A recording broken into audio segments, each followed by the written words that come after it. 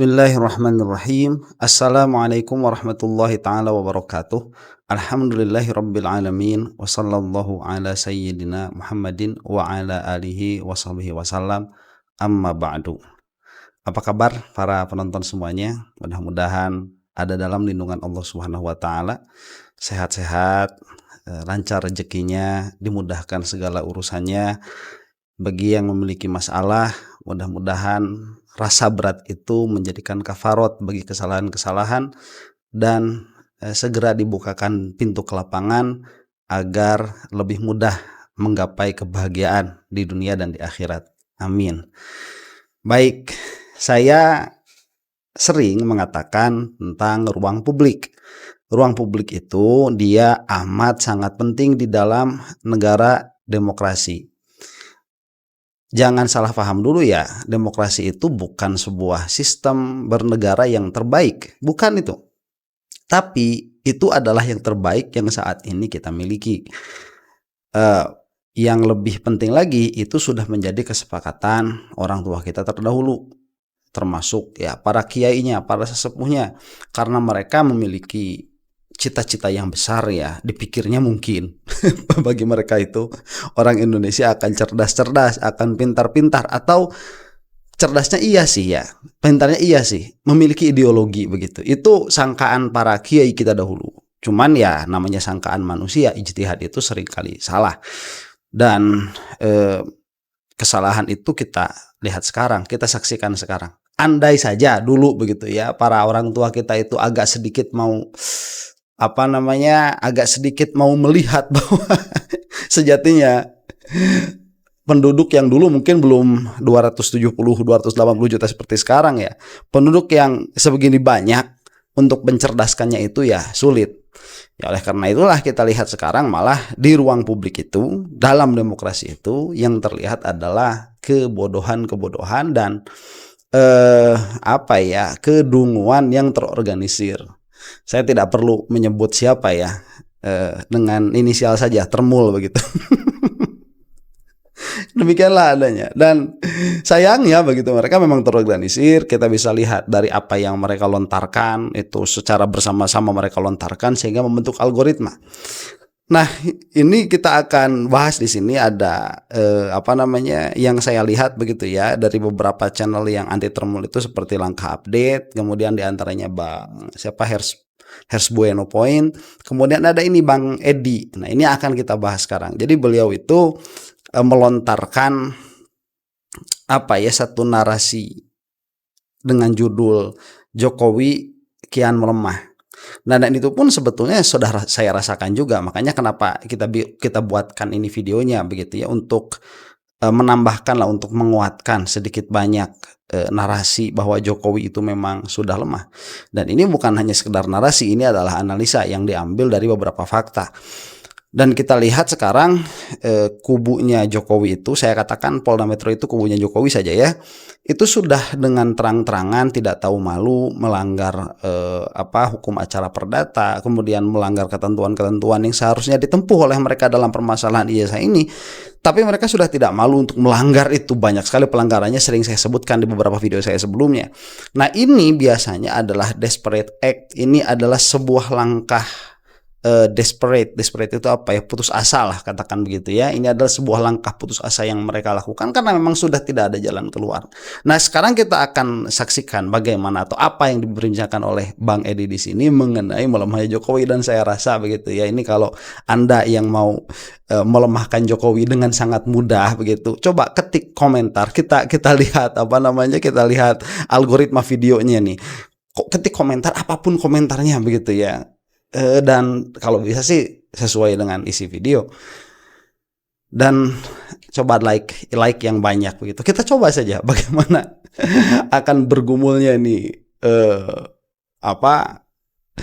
narasi Jokowi melemah ini, karena memang kenyataannya sudah melemah dan itu harus digaungkan ya. Kita saksikan saja. Assalamualaikum warahmatullahi wabarakatuh. Teman-teman, dengan saya Edi Mulyadi, apa kabar? Sehat-sehat ya. Sudah hari keberapa nih? Orang-orang udah mulai kerja, tapi sebagian juga nunggu Senin. Kalau saya tiap hari kerja kan. Sementara ini saya sukanya juga dari orang-orang yang anti Jokowi itu jarang mereka itu pakai salam Nusantara begitu ya, Om apa kesananya.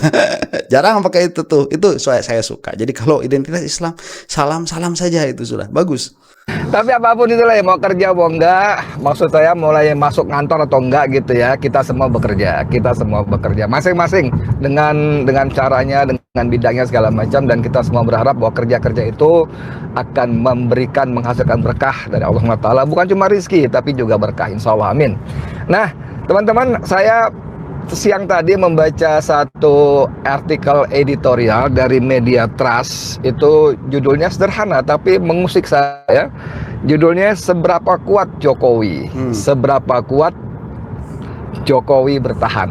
4 kata simpel, seberapa kuat Jokowi bertahan. Baik, ini menarik ya, diambil dari editorial. Jadi bukan hanya akal satu orang, ini adalah akal komunal untuk mempertanyakan sekuat apa Jokowi sekarang itu.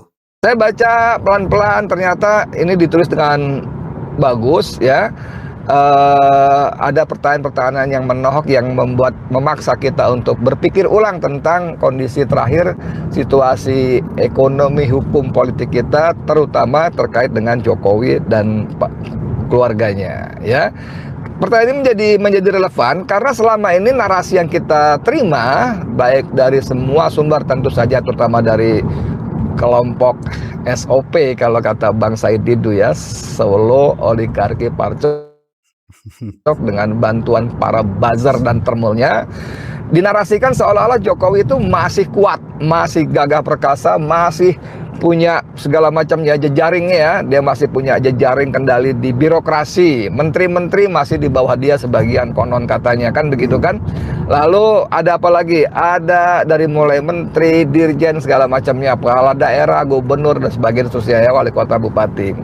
Kemudian di sisi bidang hukum, wah di bidang hukum dengan kasus Yakult yang baru terjadi ini menunjukkan bahwa Jokowi dianggap masih punya kendali. Bagaimana mungkin seorang tahanan korupsi, dalam sejarahnya belum pernah ada KPK memberikan tahanan rumah gitu loh. Dan itu pun diberikan secara diam-diam malam hari, dan setelah heboh baru diklarifikasi dan dikembalikan. Hari ini kita baca Eben Al-Nozer itu mantan wakil menteri kerja mulai mengajukan juga permohonan penahanan rumah. Karena apa? Karena jubir KPK mengatakan bahwa para tahanan lain pun berhak ya kan gitu ya, bla bla bla. Baik, ini yang saya katakan menjijikan dari Jokowi. Loh, kelihatan banget kok. Oh, jangan hubung-hubungkan dengan Jokowi, semua salah Jokowi lah tuh. Terus KPK yang sekarang ini bentukannya siapa? Begitu ya, atas pelemahannya siapa? Kemudian si Yakut itu menteri eranya siapa? Sylvester itu sekarang adanya di mana? Ini kan nampak jelas sekali di hadapan kita.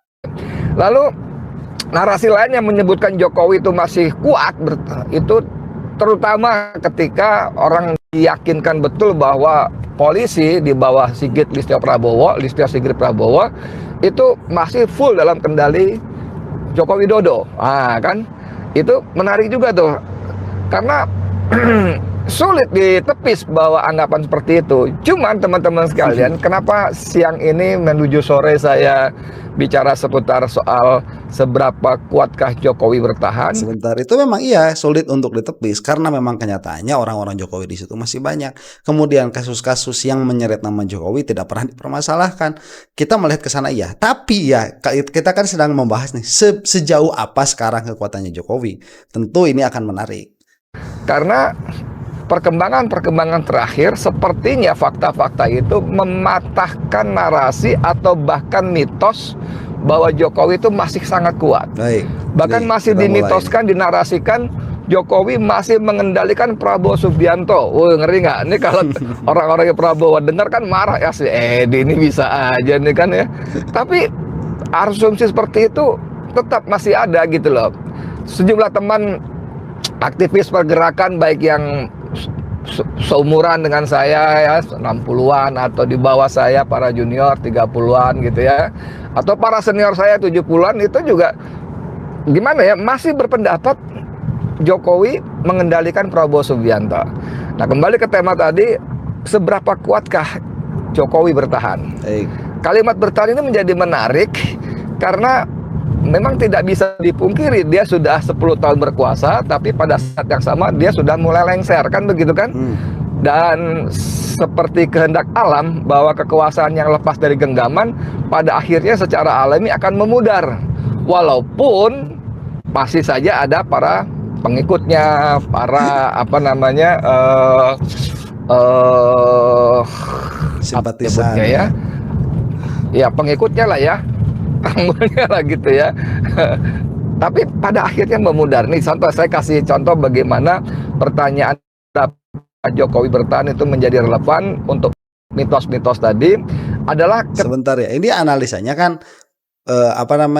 menakar sejauh apa kekuatan Jokowi sekarang. Nah, kan tidak bisa dipungkiri memang masih ada cengkraman, kalau saya katakan cengkraman terakhir kucing purap begitu ya. Itu siapa di situ, si Gibran itu adalah upaya yang tadinya kan sudah mengupayakan ingin 3 periode bla bla bla lah kesananya.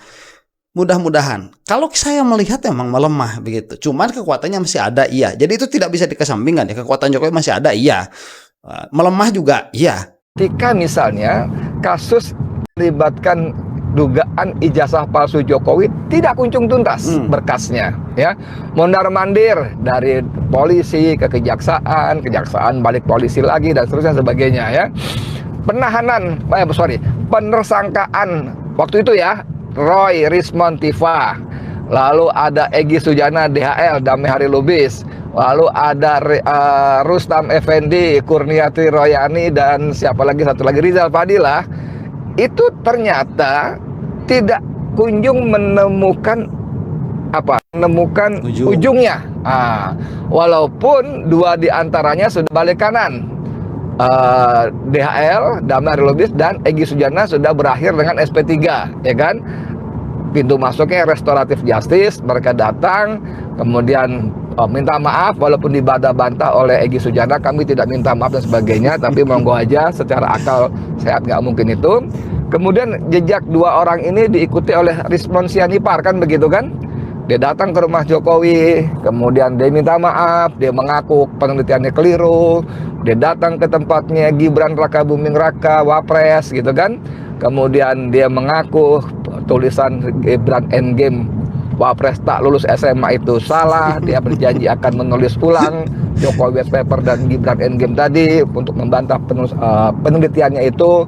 Bahkan dia juga mengaku akan menarik semua buku yang telah beredar, yang menurut Michael Sinaga dari Sentana yang menjadi manajer buku Gibran Endgame sudah terjual 10.000 kopi senilai 1 miliar rupiah, banyak juga ya.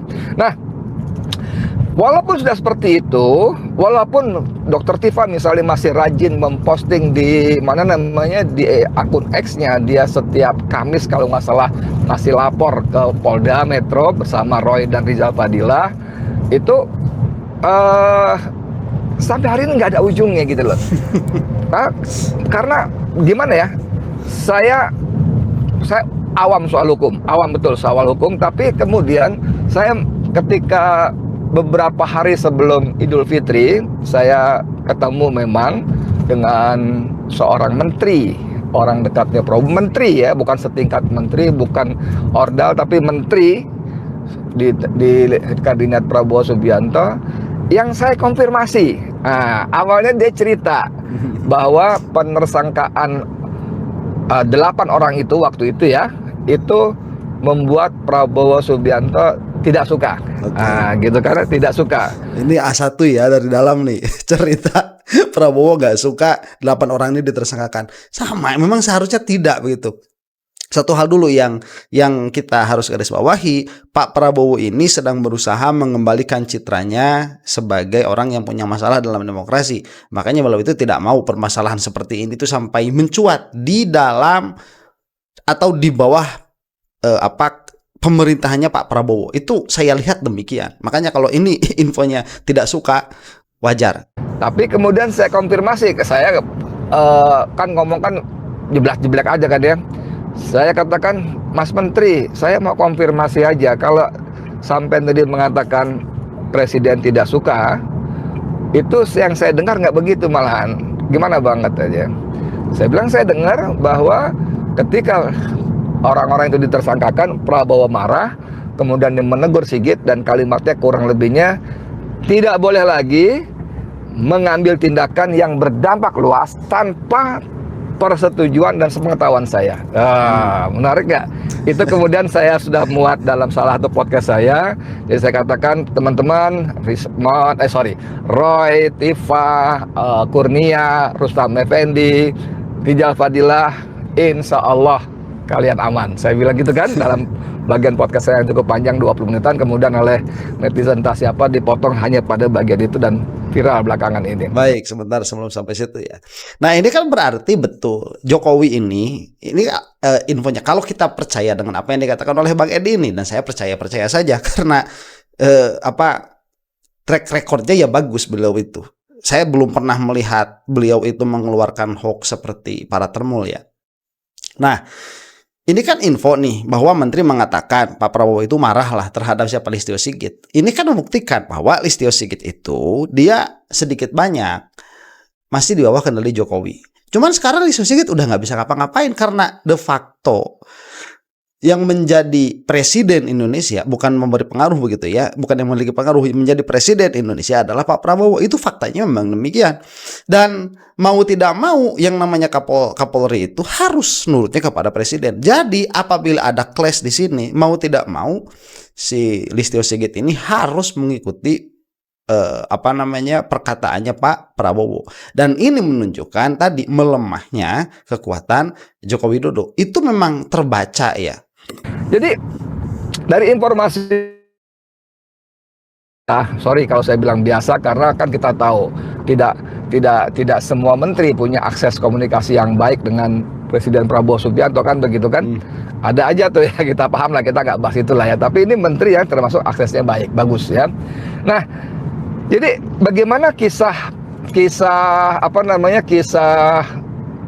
kasus hukum skandal Jokowi ijazah palsunya ini tidak kunjung tuntas, itu menunjukkan bahwa Listio Sigit Prabowo pun gamang, ragu-ragu. Bagaimana karena kalau ada memenuhi permintaan atau perintah dari Jokowi, kalau presiden yang jelas-jelas menjadi atasan de facto dan de jurenya sudah mengambil sikap keras seperti itu. Ya. Nah, teman-teman sekalian, sebentar, itulah yang saya maksud tadi ya. Dan ini menarik juga kalau misalkan kita katakan kepolisian, karena ini analisa mentah lah ya saya katakan. Karena kejaksaan itu saya lihat dengan Pak Prabowo itu amat sangat dekat sekali. Jadi Prabowo ini melihat mungkin ya bahwa Listio Sigit ini memang dia itu agak sedikit problematis. Di mana problemnya itu dia itu sudah terlalu lama jadi Kapolri, sehingga para jenderal-jenderal yang ada di bawahnya pun itu akan dengan sangat mudah diperintahkan oleh Listio Sigit. Jadi keadaan menjadi Kapolri terlalu lama pada akhirnya kan menjadikan kepolisian itu ada kekuatan politiknya lah di dalamnya. Mungkin itu yang bisa dibaca oleh Pak Prabowo, sehingga beliau itu harus memiliki kekuatan hukum di luar kepolisian, yang mana yang strategis sekarang itu adalah kejaksaan. Karena pada akhirnya kepolisian ini itu harus lewat kejaksaan dulu, nggak bisa masuk pengadilan langsung tanpa kejaksaan begitu. Dan kita lihat beberapa waktu yang lalu mesranya Pak Prabowo dengan kejaksaan, dan ini menarik kan, tatkala ini diberikan kepada kejaksaan, betul kejaksaan menolak itu. Nah, ini juga menjadikan sebuah tanda juga Jokowi itu sudah tidak sekuasa dulu ya. Kalau dulu 3 pilar demokrasi ini, eksekutif, yudikatif, dan legislatif, itu mungkin dikuasai oleh bersangkutan, karena legislatif kan di situ PDIP yang berasal, yang dimana itu adalah asal dari partainya Jokowi. Kemudian dari yudikatif yang paling tinggi di sana ya, sebagai hakim basis negara tuh Mahkamah Konstitusi. Siapa itu yang tuhnya? Paman. Pamannya Gibran, adik iparnya Jokowi itu. Kemudian yang menjadi eksekutif ya jelas ya Joko Widodo, dan kepolisian itu kan kita melihat di bawah presiden. Jadi di bawah eksekutif sebetulnya. Jadi itu orangnya Jokowi lah. Presiden Prabowo di sini cerdik. Jadi ini adalah memang masalah ijazah ini secara substansinya, masalah ijazah nggak seksi begitu ya. Beda dengan kemarin tuh Morowali begitu, itu sebetulnya lebih seksi untuk dibahas. Tapi permasalahan ijazah ini dia entah bagaimana begitu, memikat banyak menjadi magnet media. Ini bukan masalah Jokowinya doang begitu. Ini permasalahan ijazah ini anehnya sudah menjadi algoritma yang terbangun bertahun-tahun sampai menjadi niche di dalam media sosial, sehingga magnetnya terus-menerus kuat dan besar begitu ya, isu ijazah ini. Disitulah masuk Pak Prabowo itu lewat apa itu tadi, kejaksaan. Dan ini menarik, menunjukkan kita jadi baca punya psikologis begitu ya. Psikologisnya bagus. Di mana di Indonesia ini psikologi sekarang itu bagus. Jokowi tidak mampu untuk memperkarakan Roy Suryo, Dr. Tifa, dan sampai Rismon Sianipar harus dibujuk restoratif justice. Nggak balik-balik ini berkas ke kejaksaan begitu. Ini menunjukkan memang iya sudah lemah, dan itu yang saya kira hal yang ingin diperlihatkan oleh Pak Prabowo. Karena mau tidak mau ya, Prabowo itu memperlihatkan media sosial itu. Kita bisa melihat itu dari obrolannya Pak Prabowo itu sendiri. Saya sebetulnya harus memverifikasi informasi ini. Tapi karena informasi ini saya dengar langsung dengan telinga saya yang ada nempel di kepala saya, ada mata saya karena kita ngobrol berhadapan di meja. Ya itu udah verifikasi gitu loh, bahwa Prabowo marah pada Sigit soal penersangkaan para penggugat ijazah palsu ini. Itu menunjukkan bahwa cengkraman Jokowi yang disebut-sebut dahsyat khususnya di polisian itu juga sudah mulai, Anda maunya menggunakan diksi apa? Sudah mulai nggak manjur lagi gitu loh. Sudah tidak mulai menggigit lagi ya. Bahwa Sigit Lisa Prabowo yang disebut-sebut sebagai tegak lurus kepada Joko Widodo pun dia harus realistis, karena faktanya presidennya yang de facto de jure-nya adalah Prabowo Subianto. Artinya atasan dia, atasan bosnya Kapolri ya Prabowo Subianto. Dan Prabowo, informasi dari seorang menteri tadi, marah ketika dia menersangkakan Roy, Tifa dan kawan-kawan minus Rismon. Sekarang kan gitu kan. Tapi pada itu kan masih kan gitu loh. Baik, ini juga ya salah satu yang menjijikannya dari Jokowi itu. Penanaman si Listio Sigit ini disengaja Kapolri termuda melewati beberapa seniornya, kemudian dijadikan terlama. Ini kan menjadi dilema ya bagi presiden selanjutnya tuh siapa? Prabowo Subianto tadi yang saya katakan, kalau misalkan sampai diganti kemudian di belakangnya ada masalah karena banyak permasalahan kepolisian ini bisa menjadi problem tersendiri bagi Pak Prabowo. Makanya kan sampai ada narasi bahwa Pak Prabowo itu menginginkan Listio Sigit itu keluar dengan cara yang elegan, yaitu membiarkan yang bersangkutan ini pensiun begitu. Itu yang kita lihat sekarang. Tapi tadi tidak membiarkan Pak Prabowo ini, Listio Sigit, untuk mengambil kebijakan-kebijakan yang politis. Itu tidak dibiarkan oleh Pak Prabowo. Dan itu kita lihat ya, alhamdulillah ada sedikit banyak tuh kekuatan politik dalam negeri kita. Orang lain udah main rudal. Oh, kita masih sibuk politik dalam negeri. Tapi alhamdulillah lah, itu menunjukkan negara kita masih aman. Minimalnya sampai hari ini begitu ya. Karena perubahan keamanan negara itu dia bisa terjadi dalam satu malam ya. Satu malam itu bisa berubah total keadaan negara. Kalau tidak pintar-pintar memang para politikus ini ya, bukan poli kucing. Para poli kucing ini mengelola keamanan politik negara itu. Nah itu saya ingin mengatakan itu menjadi bagian dari tanda-tanda bahwa Jokowi semakin lemah. Kemudian kembali ke soal ijazah, kita masih ya. Ketika misalnya Jokowi datang ke Polda Metro Jaya untuk membuat laporan terhadap para orang-orang itu ya, 8 orang itu sebelum jauh kan itu kan ya. Itu juga saya dapat bocoran dari seorang jenderal bintang 4, memang angkatan darat ya. Dapat bocoran Jokowi datang ke Polda itu bukan untuk diperiksa, tapi untuk menagih janji. Kenapa? Rismon, ya mau nggak mau Rismon juga waktu itu masih kan ya, RRT dan 5 orang ini tidak kunjung dijebloskan ke penjara gitu loh. Sampai dia menceritakan tahapan-tahapannya mulai masuk ke dalam. Saya bilang, Mas, sok tahu sampean. Itu Jenderal Bintang 4 itu saya kira sok tahu sampean.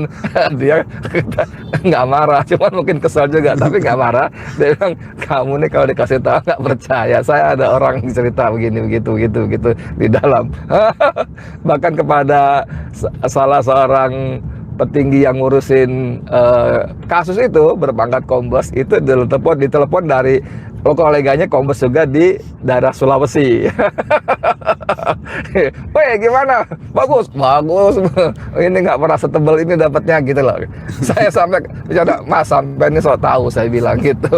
Dia Nah ini Jenderal Bintang 4 ini, kamu nih kalau dikasih tahu nggak percaya gitu. ini yang kita suka begitu ya dari orang-orang yang kritis terhadap Jokowi, tidak serta-merta mengambil berita begitu. Cuman dia kabarnya kan ada demikian adanya. Jadi kalau misalkan Jokowi sampai apa namanya menagih janji, ya ini ada permasalahan di situ. Ini sebetulnya jadi siapa yang bermain? Saya perhatikan sepertinya apa namanya ini kendalinya ada di Listio Sigit. Kalau memang betul apa yang dikatakan oleh Bang Edi ini menukil perkataan temannya yang Jenderal Bintang berapa tadi? 2 apa 3 apa 4 ya? Oke, balik lagi ya. Nah, ini menunjukkan bahwa bahkan dia sudah datang langsung pun ke Polda Metro Jaya untuk menagih, memerintahkan tidak juga mereka Bisa masuk penjara, menjadi tahanan ya. Dan kita tahu waktu awal-awal pemeriksaan itu kan kita juga mereaksi keras ya. Jangan sampai orang-orang ini masuk setelah menjadi tersangka menjadi ditahan gitu kan ya. Alhamdulillah dengan izin dan karunia Allah. Di samping tentu ada upaya-upaya di belakang layar yang membuat teman-teman pejuang tadi tidak menjadi ditahan. Nah, teman-teman sekalian, ini menjadi menarik sekali karena cerita-cerita semacam ini harus saya ulang ke publik untuk katakanlah mematahkan mitos bahwa Jokowi itu masih sangat kuat. Ya, kisah Yakut ya misalnya, Yakut yang kemudian bisa lolos keluar dari rumah tahanan, tapi hanya 5 hari bro.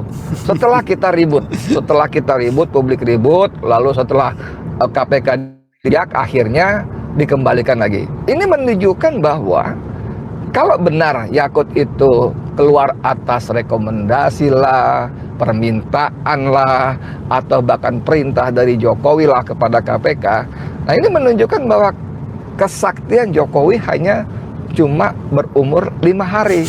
Menarik nggak? Karena apa? Kenapa saya berpendapat begitu? Baik, ini saya sudahi saja sampai sini ya. Ini bagus.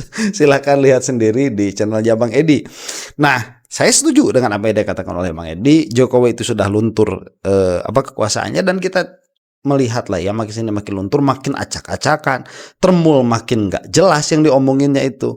Dan jangan sekali-kali mengecilkan peran ruang publik, media sosial, media media mainstream begitu. Karena itu adalah sebagaimana dikatakan oleh filsuf Jerman ya, Habermas itu, bahwa ruang publik itu adalah satu-satunya ruang public sphere yang bisa dipakai oleh peserta demokrasi untuk memberikan pressure, memberikan tekanan terhadap pemerintahan. Dan itulah yang sedang kita saksikan sekarang. Kekuatan dari public sphere, kekuatan dari ruang publik. Jadi jangan mengecilkan satu like Anda, satu ketikan komentar Anda, itu tidak kecil. Itu bisa mengarahkan kepada sebuah perubahan. Demikian ya. Mudah-mudahan kita semua ada dalam maghfirah Allah Subhanahu wa taala. Wallahu taala a'lam bishawab. Assalamualaikum warahmatullahi taala wabarakatuh.